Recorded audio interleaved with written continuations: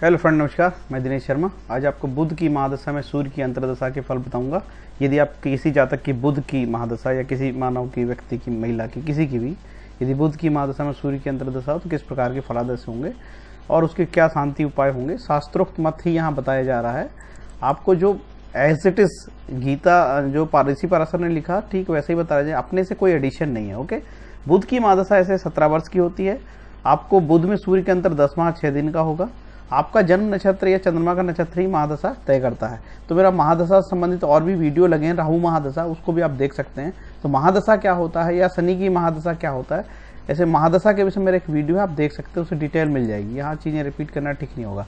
बुध की महादशा यदि चलती है तो केतु सूर्य जो होता है 10 माह 6 दिन का सूर्य का अंतर्दशा चलता है। तो इसमें जो फलित होगा सूर्य से फलित होगा, ऐसा मानना है अपन को, क्योंकि बुध से तो 17 साल फलित देगा नहीं, तो निश्चित रूप से जो अंतर्दशा चलेगी उसी से फलित होगा। तो आपको ये जो भय है कि यदि आपकी कुंडली में सूर्य महाराज यदि बुरे स्थिति में है या बहुत अच्छे स्थिति में है, उच्च का है, तो आपको 17 साल अच्छे रिजल्ट देगा, नहीं।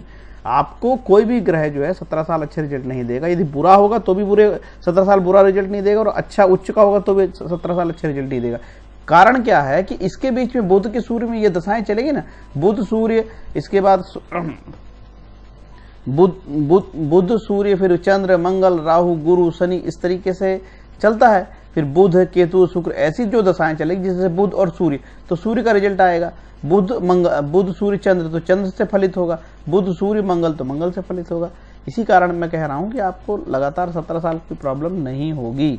ओके, जो ग्रह अपनी जो फल देते हैं, आपकी ग्रह बुध में सूर्य की चल रही है, तो आपका सूर्य कहाँ बैठा है, कैसी स्थिति में बैठा है, किस ग्रह की दृष्टि पड़ रही है, कौन से भाव में बैठा है, उच्च राशि, क्षत्रिय राशि है, क्या वो ग्रह युद्ध में हारा हुआ है, इन सारी, या वक्री ग्रह है, या अष्टक में उसकी रेखाएं कितनी, बिंदु कैसी हैं, ये सब सारे सिद्धांतों का पालन करने के बाद ये तय किया जाता है कि वाकई में वो ग्रह अच्छे रिजल्ट देगा या बुरे देगा। एक मोटा मोटा देख के नहीं पता कर सकते कि आपको बुध में सूर्य में क्या अंतर होगा। ये जो आपको फलित बताया जा रहा है, ये एक सिद्धांत का विश्लेषण किया जा रहा है। तो आपको सावधानी पूर्वक अपनी कुंडली में सारी चीजें देखना है। तो यहाँ पे हम सबसे पहले बुध के कारकत्व के विषय में जान लें। बुध के कारकत्व, मैंने बुध में सूर्य की अंतर्दशा चल रही है, तो बुध का कारकत्व भी जानना बहुत जरूरी, क्योंकि बुध की महादशा चल रही है। तो बुध के संबंध में मैंने जो है एक वीडियो बना चुका हूं, बुध में बुध की अंतर्दशा, ठीक है, बुध महादशा में बुध का अंतर, तो उसमें आप इसके कारकत्व देख सकते हैं। यहाँ पे सूर्य के कारकत्व देख लेते हैं। सूर्य जो है एक सरकार का प्रतीक है, हेल्थ का प्रतीक है, इसकी पित्त प्रकृति है, इसका बलाबल किसी व्यक्ति के सामने। देखिए, आपको यदि बुध में सूर्य की अंतर्दशा चल रही है, हेल्थ की कोई प्रॉब्लम आ रही है, तो आपको इस प्रकार के कुछ सिम्टम्स हो सकते हैं। इसकी प्रकृति, इसका बलाबल किसी व्यक्ति के सामान्य स्वास्थ्य को प्रतिबिंबित करता है। इसका अधिकार क्षेत्र हृदय, पेट, अस्थि तथा दाहिनी आंख।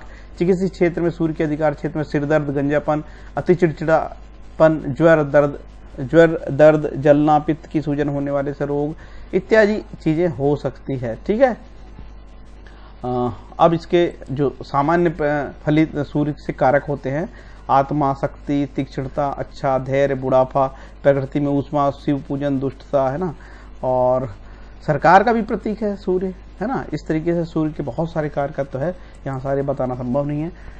थ्योरी नंबर 1, बुध की महादशा में सूर्य का अंतर हो। बुध की दशा में सूर्य का अंतर हो यदि सूर्य उच्च का हो, स्वराशि में हो, केंद्र त्रिकोण में है, दूसरे स्थान पे हो, 11वें स्थान में हो, उच्चांश में हो अपने, और स्वनवांश में हो, यहाँ पे जो स्थिति में उसी में स्वनवांश में भी नवमांश कुंडली में गया हो, तो बेहतर रिजल्ट देगा। राजा की कृपा, मतलब सरकार की कृपा, बॉस की कृपा, आप जिस संस्थान में काम कर रहे हो वहां का प्रमोशन की बात हो सकती है, और जो भी अचीवमेंट आपकी जॉब में हो सकती है।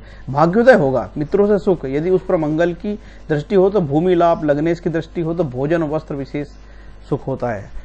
लिखा है यदि उस पर मंगल की दृष्टि हो तो भूमि संबंधी लाभ आपको होगा। ठीक है, मिथुन लगन की कुंडली में मैं आपको यहाँ उदाहरण से बता रहा हूँ। मिथुन लगन की कुंडली है, यदि देखिए, ये मैंने केंद्र स्थान है, ये तीसरा, ये चौथा, ये 7वां, ये 10वां, ये केंद्र स्थान है, ये दूसरा स्थान है, और 11वां स्थान है, और ये मूल त्रिकोण है, 5वां स्थान है, ये 9वां स्थान है। ऐसे स्थानों पे यदि सूर्य महाराज बैठे होंगे तो आपको पॉजिटिव रिजल्ट देंगे। दूसरा सिद्धांत है बुध की महादशा में सूर्य की अंतर्दशा, लग्न या दशापति से 6, 8, 12 में हो, शनि मंगल राहु से युद्ध हो, बलहीन हो तो चोर अग्नि और शस्त्र का भय, पितरोग, मस्तिष्क में पीड़ा, मानसिक व्यथा, इष्ट मित्रों का वियोग होता है। देखिए मिथुन लग्न की कुंडली में उदाहरण से दशापति, अब मान के चलिए तो आपकी कुंडली में आपको देखना पड़ेगा कि बुध दशापति कौन कहलाएगा, बुध कहलाएगा। तो आपको देखना पड़ेगा आपकी लग्न कुंडली में बुध महाराज कहाँ बैठे हैं। यदि यहाँ बैठे होंगे तो यहाँ से कुंडली बना के देखना पड़ेगा, यदि यहाँ बैठे होंगे तो यहाँ से कुंडली ऐसे बना के देखना होगा। ठीक है, तो आपको बुध की कुंडली बना के देखना होगा। मैं उदाहरण से बता रहा हूँ, यदि आपका मान के चलो कि बुध तीसरे लग्न में ही बैठा है तो उससे आप ये कहलाता है छठा स्थान, ये कहलाता है आठवां स्थान, ये कहलाता है 12वां स्थान, मेरा जहां कर्सर घूम रहा है। ठीक है, ऐसी स्थिति में आपको जो है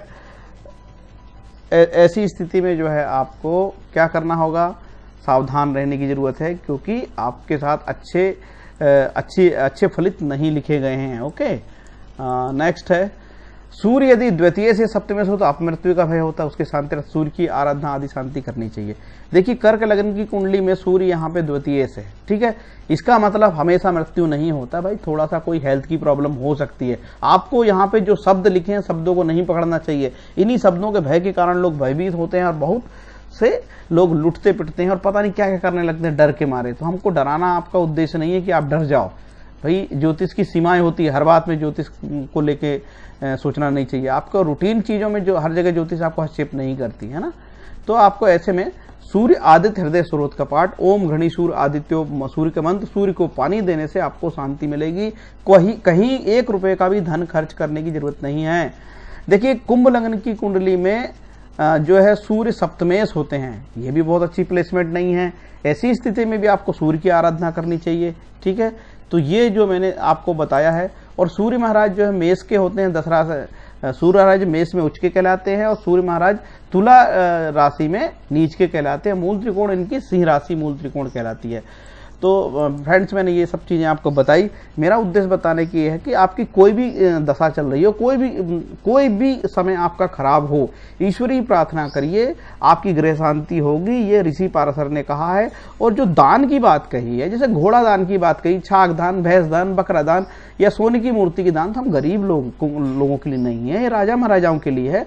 आप महामृत्युंजय मंत्र का जप, विष्णु सहस्त्रनाम, शिव सहस्त्रनाम, शिव की पूजा आदि कर सकते हैं। लेकिन पर्टिकुलर यदि आपकी बुध में सूर्य की अंतर्दशा चल रही है तो आपको सूर्य आदित्य हृदय स्रोत का पाठ करना चाहिए, सूर्य की पूरा पूजा और आराधना करना चाहिए। गरीब व्यक्ति को दान नहीं करना चाहिए कि भाई उसके पास गरीब आदमी पैसा नहीं है कहां करेगा। दान संपन्न लोगों के लिए बताया गया है, तो आपको ज्यादा डरने की जरूरत नहीं है, भयभीत होने की जरूरत नहीं है। थोड़ा सा आपको वैज्ञानिक सोच पैदा करनी चाहिए, है ना, और डरना नहीं चाहिए। हर बात में डरना ठीक नहीं है। ज्योतिष की अपनी सीमाएं हैं, राजा महाराजाओं की ज्योतिष थी, हमको इतना डरने की जरूरत नहीं है। सूर्य के लिए बताया ओम घृणी सूर्य सूर्याय नमः, ओम घृणी सूर्य आदित्योम, ये भी मंत्र है, इसका भी मंत्र जाप कर सकते हैं। सूर्य का 7000 मंत्र करने की बात कही है, आप ज्यादा भी कर सकते हैं। ठीक है, इस तरीके से मैं अपनी बात को बताया हूं। आपको मूल बात यह है कि आपकी समृद्धि, आपकी सफलता का रहस्य आपके कर्म पे डिपेंड है। ये हमेशा ज्योतिष के चक्कर में और हमेशा टोटके के चक्कर में नहीं रहना चाहिए। ज्योतिष की कुछ सीमाएं हैं, आपको डे टू डे ज्योतिष फायदा नहीं देगी, ये तो कुछ आपको संकेत करने के लिए बनाई गई विद्याएं थी, लेकिन अब हर चीज लोग ज्योतिष से अपना निकालने लगे हैं। नारद भक्ति सूत्र में लिखा कि जो ईश्वर की भक्ति करते हैं उसके सभी ऋण हो जाता है और उस ईश्वर प्रसन्न होते हैं। बिल्कुल सटीक फार्मूला है ना। तो आपको ये आदित्य हृदय स्रोत गीता प्रेस से आप लेके इसका पाठ कर सकते हो, आपको कुछ नहीं होगा, कोई प्रॉब्लम नहीं होगी, डरने की जरूरत नहीं। जो स्टूडेंट है, प्रतियोगिता वाले छात्र कंपटीशन कर रहे हैं, उनको ज्योतिष के चक्कर में नहीं पड़ना चाहिए, अपनी पढ़ाई मन लगा करना चाहिए। गर्भवती माताएं, किशोरी बालिकाएं कोई व्रत ना रहे, छोटे से नवग्रह स्त्रोत का ये काम की चीज, नवग्रह स्त्रोत करने से सारे ग्रह की शांति होती है, निःशुल्क, बिना पैसे के। फ्रेंड्स, मेरा ये वीडियो आपको अच्छा लगा हो सब्सक्राइब करिए। सब्सक्राइब करने के बाद ये जो घंटी में आप क्लिक करेंगे तो यहाँ पे सेंड ईमेल नोटिफिकेशन में आप क्लिक करेंगे तो मैंने जो नए वीडियो लगाऊंगा आपको इसमें उसका नोटिफिकेशन मिलेगा। और ये सब्सक्राइब करना निःशुल्क होता है, इसमें कोई पैसे नहीं लगते हैं। Okay, thank you.